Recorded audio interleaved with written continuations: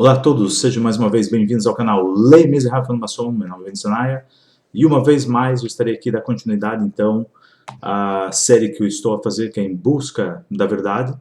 É parte da revelação para vocês poderem perceber a verdade por detrás das religiões e aquilo que é a base de todas as religiões. Em Busca da Verdade então é a continuação então do livro da história dos judeus, que vai de 1000 anos antes de Cristo a 1492. Como eu já referi aqui, a ideia será sempre ler algumas palavras, algumas frases que eu considerei importantes para a caminhada espiritual e partilhar assim com vocês os meus pensamentos em relação a essas frases e o porquê elas são importantes, quando assim não for tão lógico de se perceber a importância delas na nossa caminhada esotérica. Sem mais demoras, vamos então a passar aqui a leitura. Os padres da Igreja, que o Império Romano Cristão poderia ter raízes mais precárias do que à primeira vista se pensaria. Embora os mais militantes dos padres da Igreja quisessem obrigar o governo imperial a dificultar ainda mais a vida dos judeus, mais uma vez, eu volto aqui a insistir, a instituição mais antissemita que existe no mundo é a Igreja Católica. Depois vendo o Islã. E esse também é um outro dos motivos por que o nazismo evoluiu tanto, por que o nazismo chegou a atingir as proporções que atingiu. Justamente porque era uma base no catolicismo. Né? Apesar do nazismo, na verdade, ser uma corrente esotérica também, ele acabou por adquirir o apoio dos cidadãos por ter uma base cristã muito forte. E vejam, um outro absurdo que se diz, né? Os judeus mataram o Deus. Não, vamos, Deus não pode morrer, é imortal. Então, mesmo que Yoshua, nesse caso, fosse o Messias, mesmo que ele tivesse sido morto por um ser humano, ele jamais estaria, e mesmo que se ele fosse Deus, ele jamais estaria morto. E é aquilo que eu já disse para vocês. Deus não se faz dentro da sua criação. É possível identificá-lo através da criação, mas ele não vem fazer a pertença única na criação. Essa é a parte. É fácil de perceber. Um arquiteto pode elaborar uma casa, pode entrar dentro dessa casa, mas tu não consegues fazer o mundo entrar dentro daquela casa. Se vocês tentarem fazer um exercício muito simples, que é, tenta entrar dentro de ti. Geralmente fala, tu precisas ir para fora de ti, tu precisas ver o mundo, tu precisas ganhar a percepção das coisas que estão ao teu redor. Agora tenta fazer o contrário, tenta ir para dentro de ti. Veja se tu consegues ir para dentro de ti. Tu não consegues ir para dentro de ti. E é o mesmo que acontece com Deus. Deus não consegue ir para dentro da sua obra. Porque essa obra é parte dele também. Então, essa ideia de que Deus vem e ocupa um corpo físico, e esse corpo físico é o Deus em si, não faz sentido. Eu aqui já discuti em várias outras passagens, e mesmo em outros comentários, num outro vídeo em relação a Jesus, que se olharmos bem em termos de interpretação, o que Jesus diz é que o Pai está com ele. E que através do Pai, desse outro ser, então, já há uma distinção clara de dois seres. E que esses seres, um pode participar no outro, mas não significa que o outro tenha que obrigatoriamente participar no sentido inverso. Agora, não significa que o que está a participar é parte daquele da onde ele está a participar. Aqui é uma questão filosófica, uma questão de entendimento básico filosófico para perceber que Jesus jamais poderia ter sido o Messias e jamais poderia ter sido Deus. Não pode ter sido o Messias porque faltou coisas que ele deveria ter cumprido e não se cumpriu. E depois, já não pode ser Deus por princípios filosóficos básicos. Então, se nós quisermos ignorar todos esses princípios filosóficos básicos, e assumir Jesus como Deus, então toda a nossa sociedade ela tem que ser revista. Tudo aquilo que nós conhecemos como base de sociedade tem que ser revisto, porque ele é um princípio filosófico. A nossa sociedade ela é acentuada em princípios filosóficos. O direito é acentuado em princípios filosóficos. Uma outra série de coisas é acentuada em princípios filosóficos. A parte da analogia de Carl Jung e do...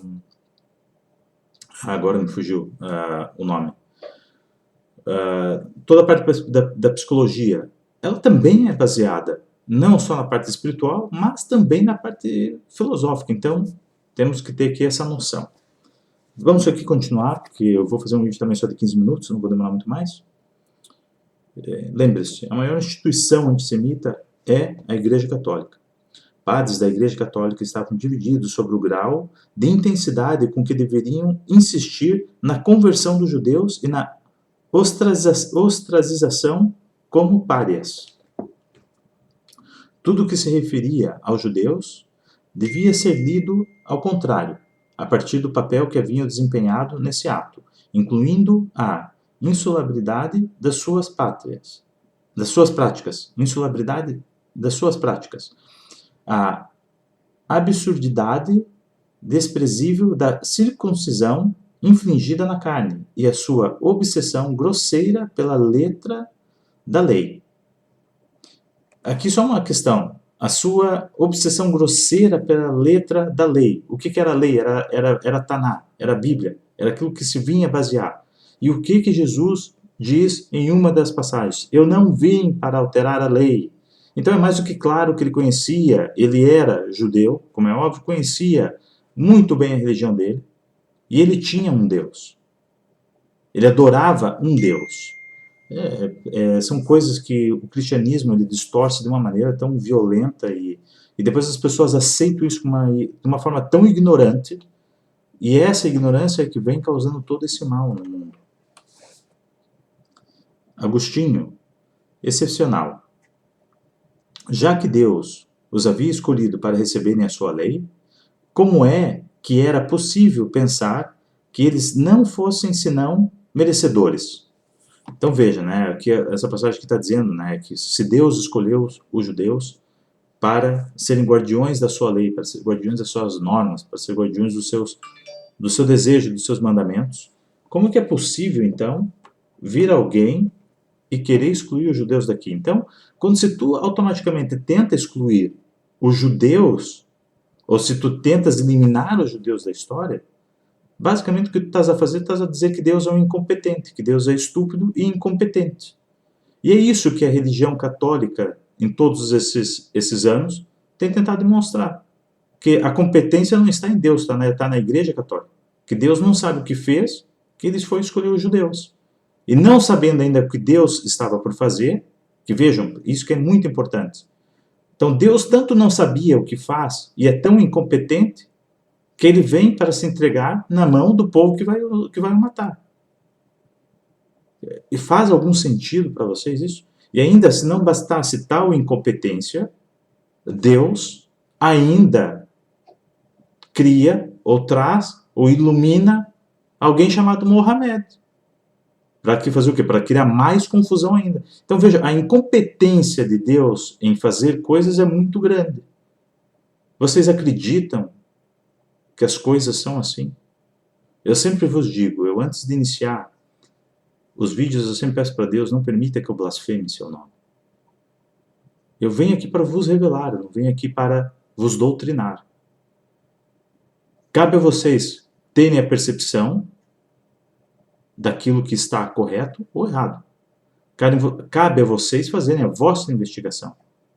Mas só por esse pequeno pedaço, só por essa pequena parte ao qual aqui estamos a discutir, será que Deus é tão incompetente assim que ele precisa de um homem para ditar aquilo que realmente ele deseja?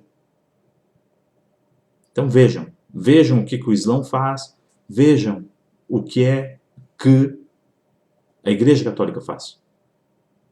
Mas aqui não estou a ilibar os judeus, porque os judeus, na verdade, eles são detentores da magia, e essa magia vem do Egito.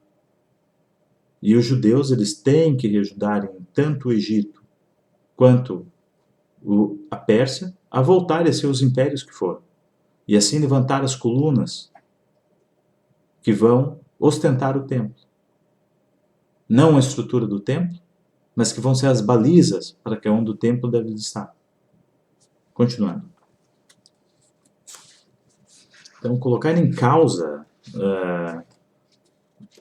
a vontade de Deus, aquilo que Deus fez através da Igreja Católica, através do Islã, é um absurdo, é um ato de maldade. Isso sim é ser agentes do mal.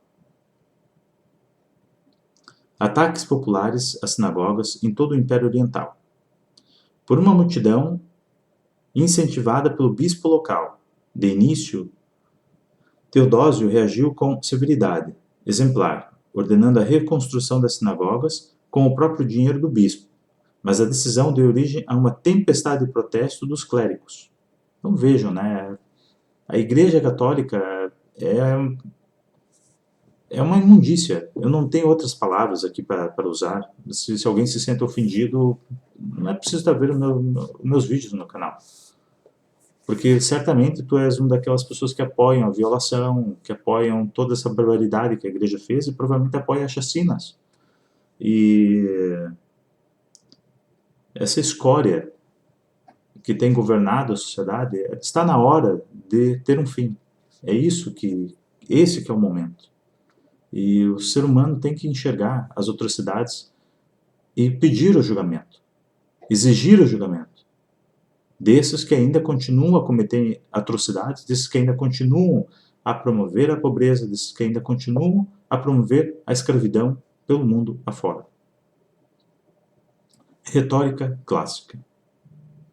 Como Deus ordenara a destruição da sinagoga por quaisquer instrumentos à escolha de Ambrósio, ele tê-lo-ia feito pessoalmente se tivesse oportunidade. Quanto aos judeus, não rezeis por esse povo, nem lhes mostreis misericórdia. Então, como é que alguém que fala que está a seguir o cristianismo, que está a seguir as pegadas de Yoshua, pode fazer uma declaração dessa? Expliquem. Não faz sentido. Teodósio levantou o castigo que decretara e, em vez disso, ordenou que fossem utilizados fundos civis e do Estado, sem, no entanto, forçar o cumprimento da sua decisão. Então veja, é sempre a mesma coisa. Alguns fazem asneiras, alguns causam o caos, e quem é que paga? O pobre. Eu já disse em outro vídeo, quem causa as grandes depressões financeiras, quem causa as grandes crises, quem causa os grandes problemas da humanidade, não são pessoas sem estudo. São pessoas que se julgam especialistas, são pessoas com um alto grau acadêmico, ou deveria de ter esse alto grau acadêmico, ao menos ostenta o título de o ter. Porque uma coisa é tu teres um diploma e realmente ter a capacidade para ostentar aquele diploma, né, ter a capacidade do conhecimento, e outra coisa é terminar a fazer o teu curso universitário, a usar cábulas, a fazer cópias, a fazer de tudo para atingir a nota necessária, mas depois não conseguir lembrar patavinas de nada daquilo que tu deverias de saber.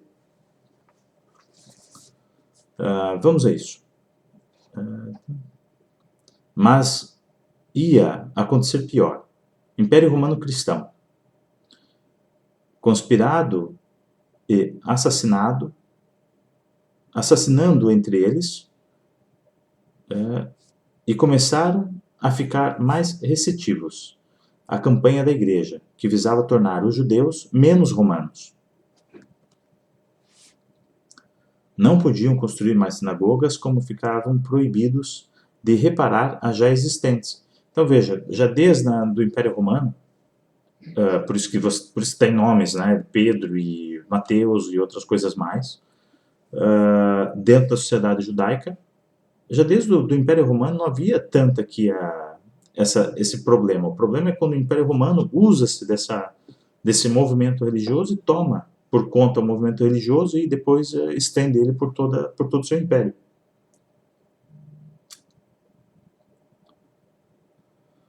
Judeus passavam a ficar impedidos de reparar os estragos. Os clérigos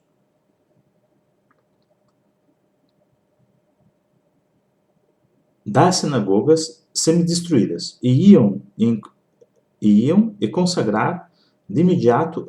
Os clérigos tomavam conta aqui das sinagogas, né, semi-destruídas, e imediatamente consagravam as sinagogas para o culto do cristianismo.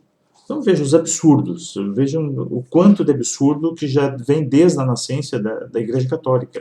Eu não consigo perceber como é que as pessoas conseguem se afirmar, eu sou católico, ou defender a Igreja Católica como eu vejo muita gente a fazer. Eu realmente não consigo perceber se é só ignorância ou se é medo de realmente encarar a verdade. Então, se é medo de encarar a verdade, então significa que essas pessoas não operam por bem. E se vocês acreditam que existe realmente um demônio, essas pessoas operam diretamente para esse demônio, não tenho dúvidas. Eu não tenho a menor dúvida sobre isso. Crisóstomo, em alusão aos judeus, um grupo de assassinos seria sempre um grupo de assassinos. E a acusação das torturas, a acusação das torturas a crianças e do respectivo sacrifício. Então sempre houve essa coisa de criar em volta dos judeus uma falácia, né? Uma história mentira, criar uma mentira, e devido à ignorância das pessoas, agora vejam, se mesmo depois de Cristo, mesmo em 1500, 1400, 1700, era muito fácil, os judeus sofreram muito com isso, que era alguém chegava ali e falava, olha, foi um judeu que sequestrou não sei quem morreu, e as pessoas saíam a correr, a querer linchar os judeus. Agora imagina o quanto não era fácil tu chegares ali para numa praça pública e falar, olha, fulano aqui fez um milagre e aconteceu e fez isso e aquilo e é o Messias. O quanto de idiotas não seguiam, né? Desculpa o termo, mas é mesmo isso, né? E até hoje o quanto de idiotas não seguem a Igreja Católica, né? Desculpa, hoje acho que se calhar eu estou um pouco excessivo, mas é que há certas coisas que de fato não dá para ficarmos a disfarçar, né? Não dá para ficarmos a disfarçar, a tapar o sol com a peneira. A verdade é essa. Vocês gostam ou não gostem? Eu estou aqui a partilhar meus pensamentos. E eu acho que eu tenho a liberdade de eu fazer e expressar da maneira que eu quero. Não estou a desrespeitar ninguém, não estou a prejudicar ninguém e não estou a contar nenhuma mentira. Estou a contar a verdade que a Igreja Católica não quer que seja contada. Septuaginto de Alexandria, traduzida por judeus no segundo templo de Jerusalém. Então, aqui, aquilo que eu já falei para vocês, né, a Septuaginta foi sempre a Bíblia usada pelos cristãos no começo, para divulgar aquilo que eles achavam que era, ainda enquanto judeus, né, o que eles achavam que seria, de fato, o Messias, e para divulgar, de certa forma, então, o judaísmo, eles usavam a Septuaginta, que era uma tradução do hebraico para o judeu, para o grego, desculpa. Se acreditava que conseguiria empurrar os judeus para a extinção. Veja, essa sempre foi a ideia da Igreja Católica. Extinguir. Agora, como é que vocês podem ter a coragem de aceitar que uma igreja como essa, uma instituição como essa, que fala que está a operar para Deus, que fala que está a fazer uma série de coisas para Deus, querer extinguir o povo que Deus escolheu? Vocês não acham que isso é passar um atestado de incompetência para Deus? Na minha opinião, parece-me isso. Mas vocês que são cristãos devem realmente serem adoradores de outra coisa, menos de Deus. A língua da Bíblia entrava em uma nova fase de intensa vitalidade e de inventividade musculada. Os Talmudes gêmeos e o Hierushalmi, na versão da Galileia, e o Bavli, escrito nas academias babilônicas de Pumbedita, Nehardea e Surá, adicionaram a Mixná uma vasta teia de comentários, e a Gemora. As sinagogas na Babilônia eram muitas vezes propriedades privadas dos rabis, funcionando nas suas próprias casas. Acusadas por uma igreja agressiva e por decretos imperiais hostis. Pronto, hoje eu termino por aqui. Acho que eu deixei a mensagem. Eu peço a todos vocês que de fato acreditam em Deus, que de fato desejam encontrar Deus, compreender Deus, ter Deus nas vossas vidas, por favor, comprem essa obra, procurem essa obra. E, assim, deixa eu só mudar assim para manter a marcação da página. Procurem essa obra e comprem a obra, leiam a obra e façam de vocês o jus da vossa interpretação. Procurem pensar, procurem, para além disso, ter uma base filosófica na vossa educação. Porque sem uma base filosófica, vocês não terão capacidade de pensar. Vocês pensam que sabem pensar. Vocês pensam que sabem interpretar as coisas. Mas sem base filosófica, nós não conseguimos interpretar as coisas. Nós passamos a ser seguidores de falácias. E é isso que vem causando o mal. A nossa sociedade ela é domada por sofistas e não filósofos. E a nossa sociedade deveria... E ser filósofo, a filosofia não significa não haver prática. As pessoas às vezes têm uma ideia muito errada sobre filosofia. Pensam que filosofia não é a questão da prática. Agora pense. Tu aplicas a base filosófica na gestão. Porque tu não inicias nada sem antes planear. O que é o planear? Observar, pensar e criar algo.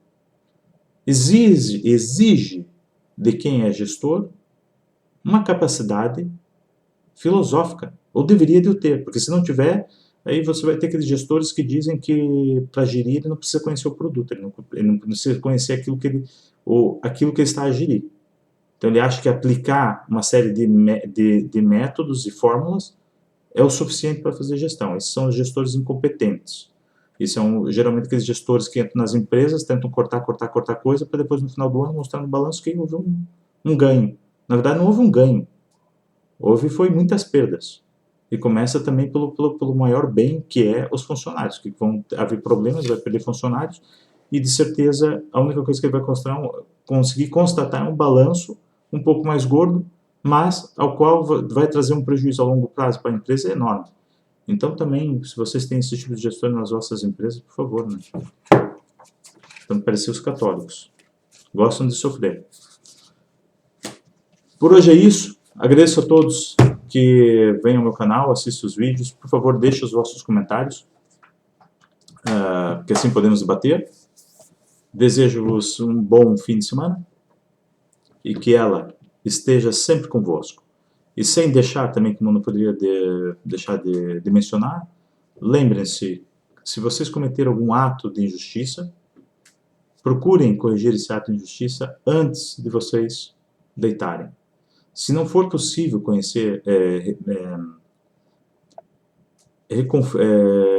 reconciliar esse ato de injustiça, reparar esse ato de injustiça que vocês possam ter cometidos, que vocês façam ele na manhã seguinte, ainda em jejum. Então, sejam juízes de vocês mesmos. Tornem vocês pessoas justas. E que certamente, se vocês se tornarem pessoas justas, vocês serão bons na medida correta. Porque uma pessoa justa, ela é sempre boa. Mas uma pessoa boa nem sempre é justa. E ela não conseguirá ser justa. É isso que eu quero transmitir, já falei aqui várias vezes. Uma pessoa justa, ela é sempre boa, mas uma pessoa boa não é justa. Porque ela mede as coisas pela bondade. E se a bondade vai sempre pesar para um lado da balança. E isso causa o desequilíbrio. Disse que ela esteja sempre convosco e muitíssimo obrigado.